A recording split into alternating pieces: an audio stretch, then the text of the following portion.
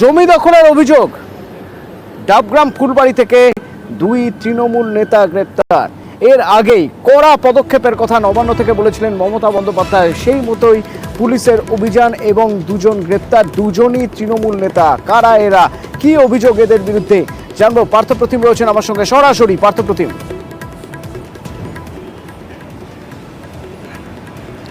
এখন তোমাকে জানিয়ে রাখি, তুমি যে কথাটা বলছিলে, নবান্ন থেকে কিন্তু মুখ্যমন্ত্রী মমতা বন্দ্যোপাধ্যায় ঘোষণা করেছিলেন যে ডাবগ্রাম ফুলবাড়ি এলাকায় জমি মাফিয়াদের একটা দৌরাত্ম্য চলছে, রাজত্ব চলছে এবং পুলিশকে কড়া পদক্ষেপ নিতে নির্দেশ দেন।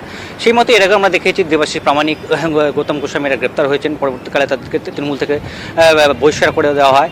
এবার এদের পুলিশের জালে এলো মোহাম্মদ আহিত ওরফে চুটকি এবং তার সঙ্গী মোহাম্মদ নাসির। তাদেরকে গতকাল গ্রেপ্তার করে এনজিপি থানার পুলিশ এবং স্পেশাল অপারেশন গ্রুপের যৌথ অভিযান তাদেরকে গ্রেপ্তার করা হয়। কী অভিযোগ? তাদের বিরুদ্ধে অভিযোগ রয়েছে একাধিক জায়গায় ডাবগ্রাম ফুলবাড়ি এলাকায় সরকারি জমি দখল করা, এমনকি যে নদী রয়েছে মহানন্দা এবং জোড়াপানি নদী, সেই জোড়াপানি এবং মহানন্দা নদীর চর দখল করে সেটা চড়া দামে বিক্রি করা, এমনই কিন্তু সরকারি জমি দখলের অভিযোগ রয়েছে তাদের বিরুদ্ধে। এবং নির্দিষ্ট অভিযোগের প্রেক্ষিতেই কিন্তু তাদের গতকাল গ্রেপ্তার করা হয় এবং আজ জলপাইগুড়ি আদালতে তাদেরকে তোলা হবে।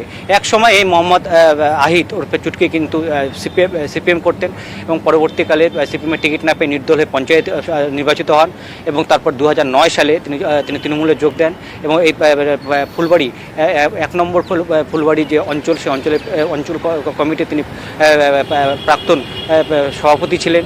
যথেষ্ট দাপুটে নেতা হিসেবে কিন্তু তার এই পরিচয় ছিল এবং এই যে ডাবগ্রাম এবং ফুলবাড়িতে জমি কারবারে তার নাম কিন্তু শোনা যাচ্ছিল এবং নির্দিষ্ট অভিযোগের প্রেক্ষিতে কিন্তু পুলিশ তাকে গ্রেপ্তার করেছে। ইতিমধ্যে তাকে জেরা চালিয়ে এই চক্রে আরও বেশ কয়েকজন তৃণমূল নেতার নাম উঠে আসছে বলে আমরা জানতে পারছি। তারা কারা সেই বিষয়ে পুলিশ এখনো কিছু ধন্যবাদ। আরো বেশ কিছু তৃণমূল নেতার নাম উঠে আসছে, তারা কারা তা হয়তো খুব দ্রুতই জানা যাবে।